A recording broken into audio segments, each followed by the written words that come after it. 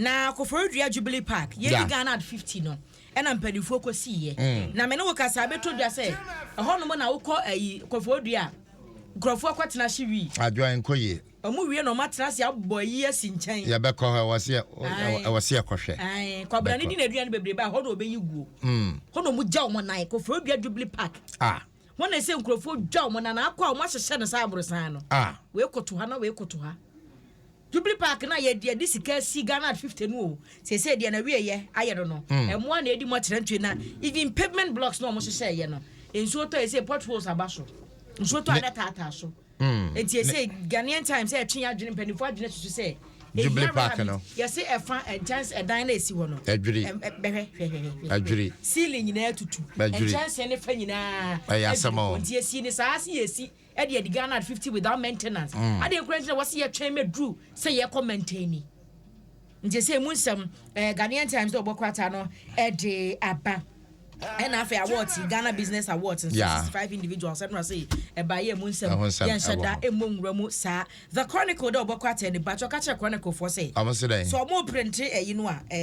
quotation no de bia na happy pa amo cry em wawa quotation amo jabi wom de bia ju pon me Bible wo hu amo jabi wom Proverbs 28:13 was whoever conceals their sin does not prosper but the one who confesses and the where the my papa fan confesses yourself mami yo eduwa omo mfa yinkini bi mu yourself mami ya my Bible in couch yourself mami Yesu kura na nyina enwuni tirim enti Chronicle nie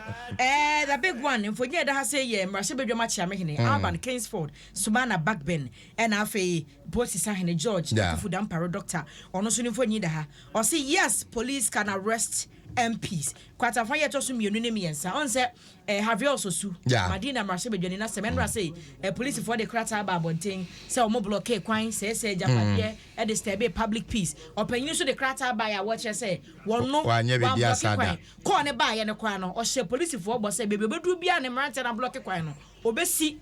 do damfa say no ma ye bi osi na police for e wo ho o mo anim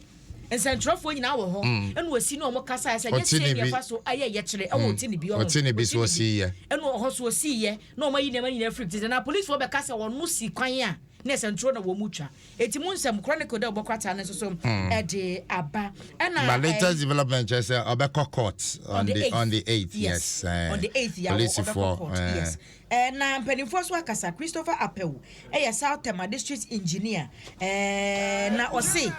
okotema baby a ECG for omodi omo wires afa fom won say wires nyanya na betima sense ro ti cables no ebi nam fom omo say baby a cables nam fom no crofo aton sa asere man crofo akukura brosen si so asemo eti se bra so mbe so mo ye maintenance ya on say so mo tutu fom ho no mo kokohwe nhoma no se e kire omo say bia wo side ha baby a hye wo say mo koya mboko no obi dan esisu untu susu nkotutu nipa ne task enko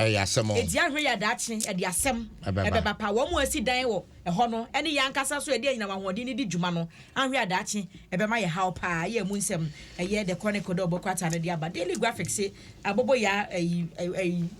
mani for frase ya omo cheche ene ye hia na dia Aboboyaa na no omo chew saa ya emu nsem ewo daily graphic do bokwata mu kwesi adwase wasomdwen kan yenda wase bebre abusiafo anoche aba adwase wa papa bi na ate ne nka no aha ya Adom 106